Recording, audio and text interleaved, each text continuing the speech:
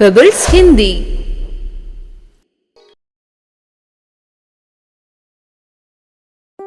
मूर्खों की दावत।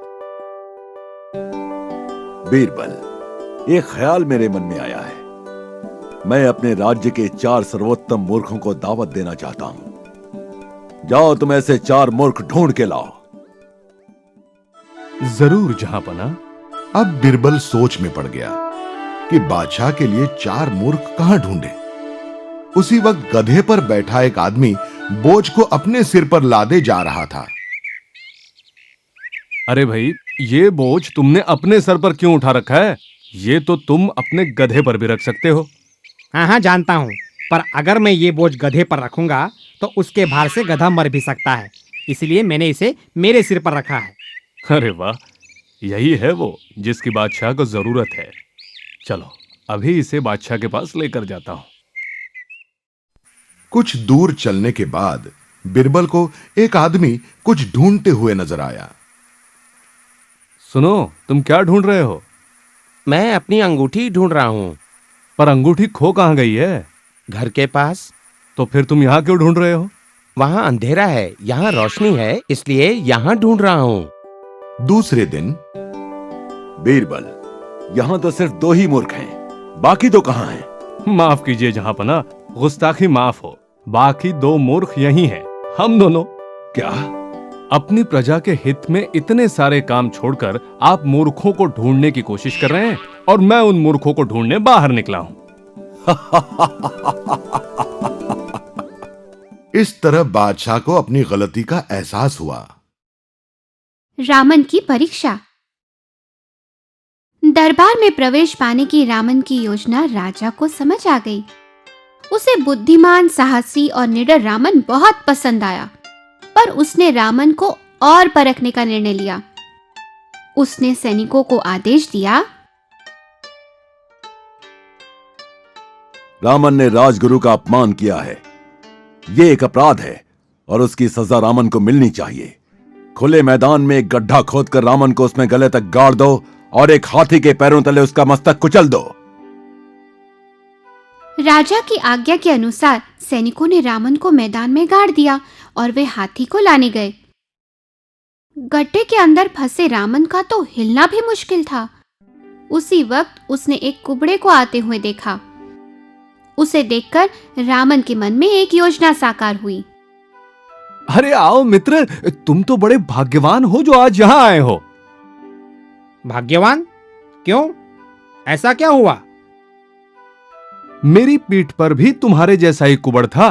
मुझे एक वैद्य जी मिले। उन्होंने कहा कि खुद को गले तक जमीन में गाड़ लो और उसके बाद देखना, कुछ ही घंटों में तुम्हारा कुबड़ ठीक हो जाएगा।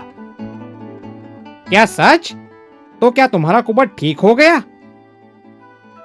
अरे वही तो देखना है। चलो जरा मेरी यहां से निकलने में मदद तो करो, बाहर आते ही पता चल जाएगा। उस आदमी ने रामन को बाहर निकाला। उसने देखा कि रामन की पीठ ठीक हो चुकी है। उसे बहुत खुशी हुई।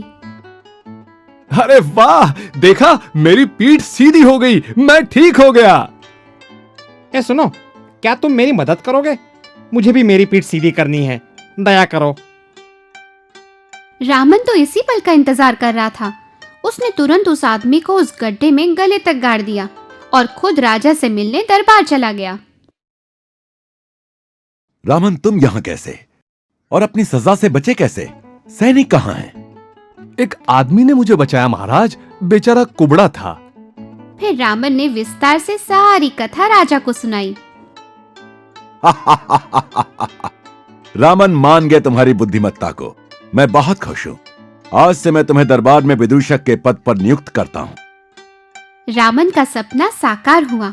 उसे राज दरबार में नौकरी मिल गई। रामन अब शान से एक अमीर व्यक्ति की तरह अपना जीवन व्यतीत करने लगा। थम्बलीना। एक गांव में एक बहुत दयालु औरत रहती थी। उसकी कोई संतान नहीं थी। वो बच्चा होने की आस लगाए बैठी थी। आखिर वो एक परी के पास गई, जिसने उसे एक बीज दिया। उस औरत ने उस बीज को अपने बगीचे में बोया। कुछ दिनों बाद उसमें से एक जादुई फूल उभर आया। जब फूल खिला तो उसमें एक बहुत प्यारी और छोटी सी सुनहरी बालों वाली लड़की थी। वो तो उस औरत के अंगूठे जितनी थी। उस औरत ने उसका नाम थम्बलीना रखा। एक दिन थम्बलीना टेबल पर खेल रही थी, तभी एक बदसूरत मेंढक वहां आया। अरे वाह, कितनी सुंदर लड़की है। मेरे बेटे की शादी तो मैं इसी से करूंगा। उसने थम्बलीना का झूला उठाया और कूदते हुए नजदीकी तालाब में गया। देखो बेटे, मैं तुम्हारे लिए कितनी सुंदर वधू खोज कर लाया हूँ। दोनों मेंढक थम्बलीना को वहीं छोड़कर विवाह की तैयारी करने के लिए खुशी से कूदते हुए वहां से चले गए। थम्बलीना बहुत घबराई हुई थी। अब एक उड़ती हुई तितली ने थम्बलीना को देखा। तुम चिंता मत करो, मैं तुम्हारी मदद करूंगी। उसने थम्बलीना को उठाया और फिर उड़ते हुए उसे दूर फूलों के राज्य में लेकर गई। वो तितली जब थम्बलीना के लिए कुछ फूल चुनने गई, तभी एक काले पंखों वाले झिंगुर ने थम्बलीना को देख लिया। अरे कितना अनोखा प्राणी है, चलो मैं इसे अपने घर ले जाता हूँ। उसने तेजी से नीचे आकर थम्बलीना को उठाया और उसे जंगल ले गया। उसके सारे दोस्त वहां इकट्ठे हो गए और थम्बलीना को देखने लगे। अरे इस बदसूरत प्राणी को तो देखो, इसे तो सिर्फ 2 ही पैर है। उसके बाद उस झिंगुर ने थम्बलीना को छोड़ दिया। बेचारी थम्बलीना जंगल में अकेले ही घूम रही थी। घूमते घूमते वो एक बिल के नजदीक आ गई। कौन है? एक बूढ़ी चूहिया उस बिल से बाहर निकली। अरे बेटी, जल्दी से अंदर आ जाओ, ऐसे तो तुम्हें सर्दी लग जाएगी। उस चूहिया ने थम्बलीना के साथ प्यार भरी बातें की और उसे रहने के लिए घर में जगह भी दी। देखो, तुम्हें सारा घर साफ रखना होगा। चाय के समय मुझे और मेरे पड़ोसी मिस्टर मोल को कहानी सुनानी होगी। उसी वक्त मिस्टर मोल वहां आ गए। पहली नजर में ही उन्हें थम्बलीना बहुत पसंद आई। एक दिन सुबह, चलो जरा एक नए बिल की सैर करके आते हैं। मिस्टर मोल चूहिया और थम्बलीना को नए बिल की तरफ ले गए। रास्ते में एक चिड़िया सर्दी से सिमट कर पड़ी हुई थी। ओह, बेचारा पक्षी। जाने दो उसे, वो तो ऐसे ही मरने वाली है। लेकिन थम्बलीना उस चिड़िया के पास गई और उस पर हरे रंग का कंबल डाल दिया। जब तक तुम ठीक होकर उड़ने के काबिल नहीं हो जाते, मैं तुम्हारी देखभाल करूंगी। हर दिन थम्बलीना थोड़ा सा खाना और पानी उस चिड़िया को जाकर खिलाती थी। उस दौरान मिस्टर मोल ने थम्बलीना के साथ शादी करने की इच्छा व्यक्त की। ओह थम्बलीना, आज मैं तुम्हारे लिए बहुत खुश हूँ। थम्बलीना ने तो शादी से साफ इनकार कर दिया, लेकिन चूहिया जबरदस्ती शादी के लिए उसके पीछे ही पड़ गई। ठीक है, लेकिन मैं मेरे पक्षी को आखिरी बार मिलकर आती हूँ। वो दौड़कर अपने दोस्त को देखने गई, लेकिन अब वो चिड़िया जमीन पर नहीं थी, अब वो उड़ने लगी थी। थम्बलीना, थम्बलीना, चलो जल्दी करो, मेरी पीठ पर बैठ जाओ, मैं तुम्हें यहाँ से ले चलती हूँ। खुशी से थम्बलीना उसकी पीठ पर बैठ गई। फिर दोनों उड़ते हुए फूलों के देश गए। यहाँ वहाँ देखते हुए थम्बलीना की नजर एक बहुत ही सुंदर नौजवान पर पड़ी। जब दोनों की आंखें एक दूसरे से टकराई, तब वो एक दूसरे के प्यार में खो गए। मैं डेजिस का राजा हूँ, क्या तुम मेरी रानी बनोगी? राजा के लोग थम्बलीना के पास उड़कर गए और उन्होंने थम्बलीना को एक पंखों की जोड़ी भेंट दी। वो पंख उसके कंधों पर सही बैठ गए और फिर थम्बलीना की शादी बहुत ही धूमधाम से मनाई गई। छोटी रेखा।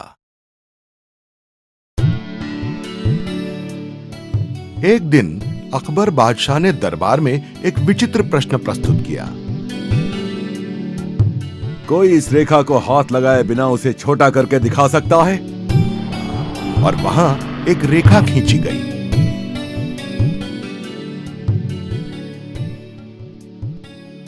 इस रेखा को हाथ लगाए बिना ये कैसे कर सकते हैं? आज बादशाह को क्या हो गया है? उसी वक्त बिरबल वहां आया।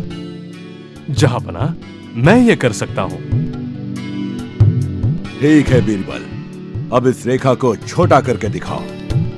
बादशाह की खींची हुई रेखा के समीप बिरबल ने उससे लंबी एक और रेखा खींची और फिर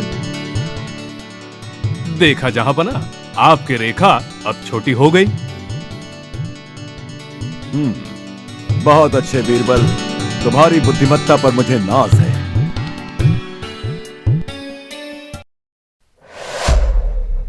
Pebbles Hindi